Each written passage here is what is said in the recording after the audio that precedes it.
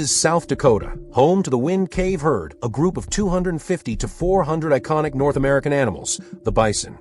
This herd is special. What you're looking at isn't just a herd of bison. This is nature's most unlikely rescue mission.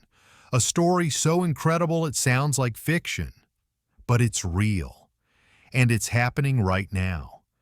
Today we're diving deep into one of the most extraordinary conservation stories of our time. A tale of destruction, hope, and redemption that spans 2 countries and nearly 150 years. This is the story of how humanity nearly erased one of North America's greatest creatures, and how those very same creatures are now fixing our mistakes. Picture this. The year is 1800. Across the Great Plains of North America, a sight unfolds that would take your breath away. 60 million bison, yes, you heard that right, 60 million, moving like a living river of muscle and fur across a landscape that stretches beyond the horizon. These weren't just animals, they were the architects of an entire world. Every step they took, every blade of grass they ate, every depression they rolled in the dust, it all mattered. They were prairie engineers, sculpting the land with the precision of master craftsmen. Today, in places like South Dakota's Wind Cave National Park, we can still witness echoes of that ancient majesty. Here, 250 to 400 bison roam free, one of only 7 truly wild herds left in the United States. These animals carry something precious, pure genetics, unmarked by domestic cattle breeding. But even these survivors carry a dark secret in their DNA, the memory of near extinction. The story of what happened next is one of the darkest chapters in North American history. The mid-1800s. America was expanding westward with unprecedented speed. Railroads carved through the heart of bison territory, and with them came an industry that would change everything. What happened next wasn't just hunting, it was systematic annihilation. Profit-driven slaughter for pelts, tongues considered delicacies, and hides that would become leather goods back east. The numbers are staggering and heartbreaking. Indians and the white settlers kept hunting them until they were nearly extinct. The buffalo herd went from 30 million to 1,000. In 1870, from those original 60 million, only 5.5 million remained. By 1880, just 400,000 survived. But the horror wasn't over. There was another, more sinister motivation behind this slaughter.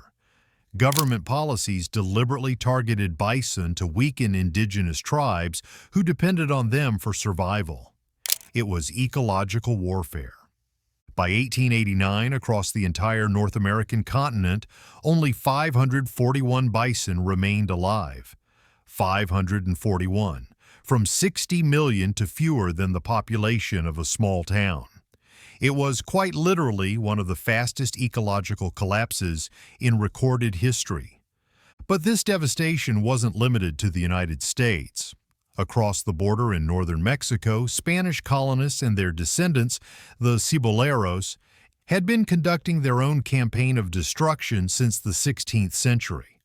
Newspaper reports from the 1820s to 1860s described large-scale roundups and mass slaughter across the plains of what is now Chihuahua State.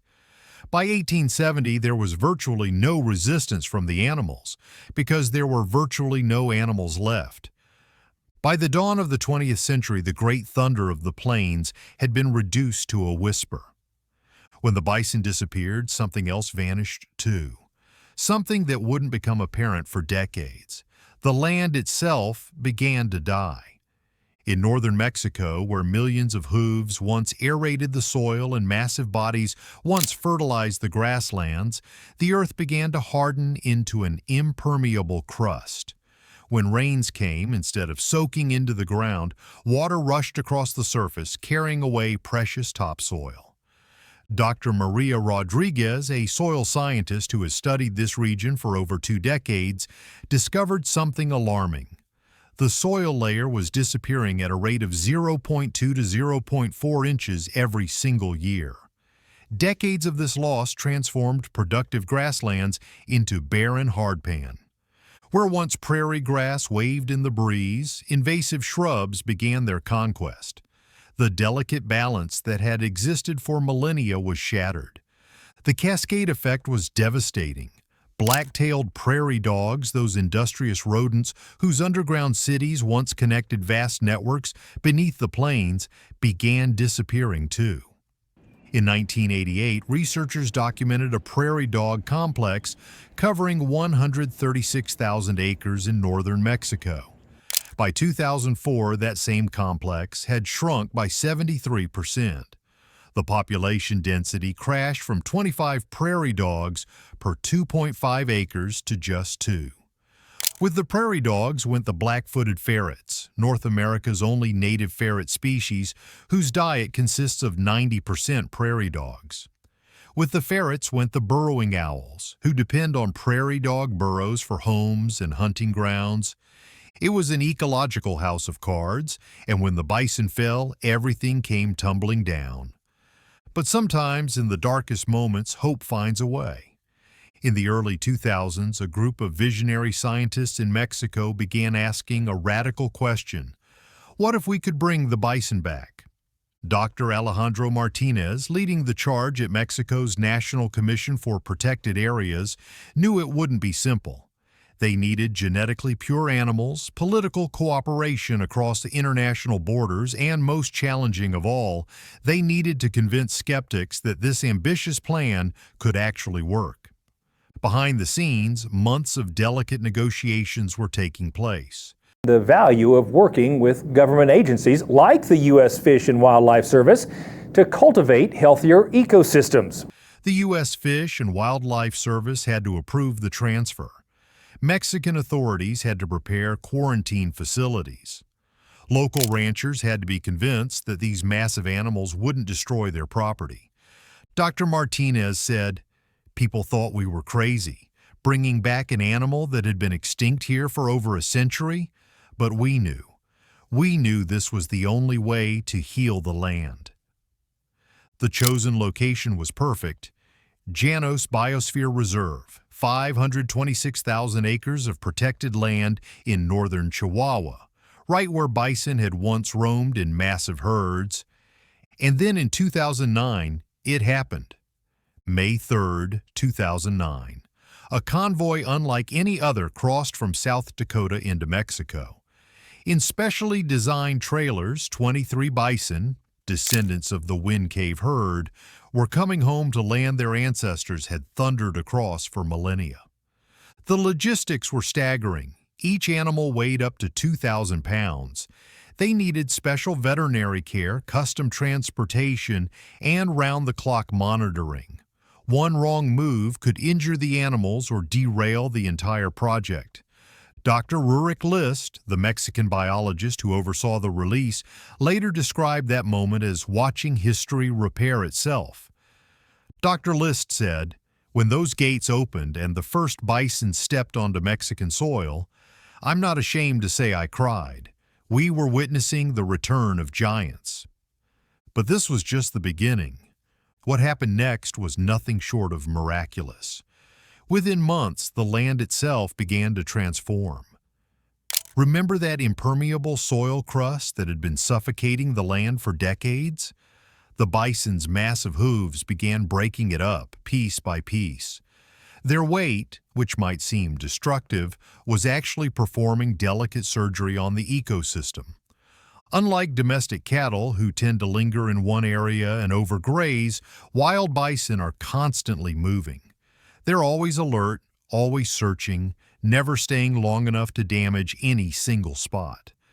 Studies conducted in Colorado revealed something extraordinary. Soil in areas where bison grazed contained 40% more available nitrogen than areas without them. The bison weren't just walking across the land, they were fertilizing it. Each adult bison produces between 50 and 59 pounds of manure daily. Multiply that by the growing herd, and you're looking at tons of organic fertilizer being distributed across thousands of acres every single day. The results were visible within the first year. Green shoots of native grass began pushing through soil that had been barren for decades. But the bison's impact went far beyond soil and grass. They were creating what scientists call mosaic landscapes, patches of short grass where they'd grazed, mixed with areas of tall grass they'd left untouched. And that's when the prairie dogs began to return. These industrious rodents need short grass to spot predators and thrive. The bison were creating perfect prairie dog habitat, just as they had for thousands of years. The prairie dogs brought their own magic. Their extensive tunnel systems, some stretching for miles underground, acted like a natural irrigation and aeration system for the soil. And then came the ultimate sign that the ecosystem was healing. In 2014, 5 years after the bison's return, motion sensor cameras captured something extraordinary: black-footed ferrets hunting prairie dogs in the Janos Reserve. Dr. List's team couldn't contain their excitement. These ferrets hadn't been seen in northern Mexico in over a century. Soon after, burrowing owls returned, followed by dozens of other species that had been absent for generations. By 2010, the first calves were born on Mexican soil. By 2015, the herd had grown to 100. By 2018, over 200 bison roamed the reserve. The success attracted global attention. Additional bison were transferred from other U.S. herds, each animal carefully selected for genetic diversity and health. Perhaps most importantly, local communities began to embrace the project. Ranchers who had initially been skeptical became allies when they saw how the bison's grazing patterns could benefit their own land management. The returning herds also brought economic benefits through ecotourism, providing sustainable income for local communities who became the bison's most dedicated protectors. But this story isn't without its challenges. Severe droughts in 2012 and 2015 tested the resilience of both the bison and the recovering ecosystem. The higher elevations out here where a lot of the freshwater sources are already dried up. The bison will have what they need since a 100,000-gallon tank was put in for them a few years back. During the worst of the 2015 drought, the team had to provide supplemental water and carefully monitor the animal's condition. Some critics argued that this level of intervention meant the bison weren't truly wild. The intervention sparked heated debates within the conservation community. Were they creating a genuine wild population or just an elaborate zoo without fences? Dr. Martinez said, "Perfect is the enemy of good. Yes, we intervene when necessary, but every year these animals become more independent, more wild. They're teaching us as much as we're helping them."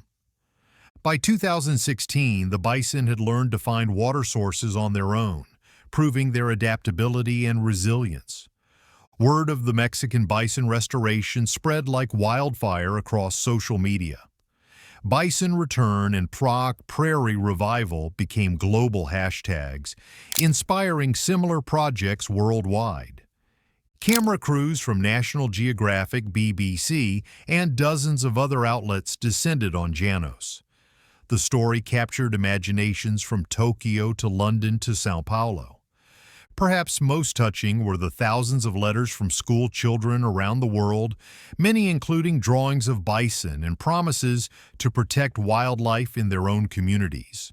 Celebrities like Leonardo DiCaprio and Jane Goodall championed the project, helping to raise millions in additional funding for expansion efforts.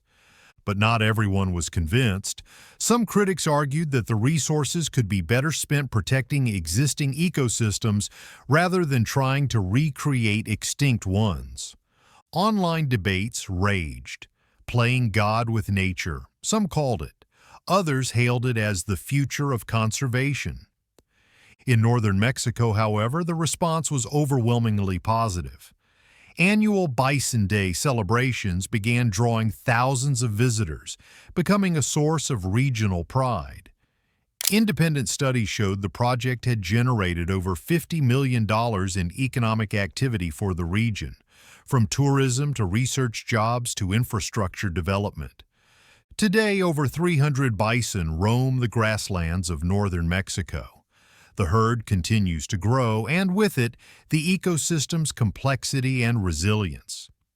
Plans are underway to expand into additional reserves. The ultimate goal?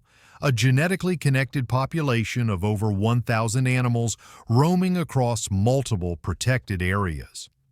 Cutting-edge genetic research ensures that breeding programs maintain maximum diversity, preventing the inbreeding that could threaten the population's long-term survival. The project has become a training ground for the next generation of conservation biologists, attracting researchers from 6 continents. New research suggests that large grazing animals like bison could play a crucial role in carbon sequestration, potentially helping combat climate change by promoting grassland growth that locks carbon in the soil. The story of the Mexican bison restoration is about more than just saving one species. It's a testament to the power of vision, persistence, and international cooperation. These children are growing up in a world where bison thunder across their homeland once again. They're witnessing firsthand that extinction doesn't have to be forever, that damaged landscapes can heal, that human mistakes can be corrected. 23 animals. That's all it took to begin rewriting one of conservation's greatest tragedies. Today, those 23 have become hundreds, and their descendants will hopefully become thousands. The Great Prairie Resurrection isn't just happening, it's accelerating. And with every thundering hoofbeat, with every blade of grass that pushes through once barren soil, with every prairie dog that pops up from its burrow, we're reminded of a simple but profound truth. Nature is remarkably resilient. Sometimes it just needs a little help from its friends.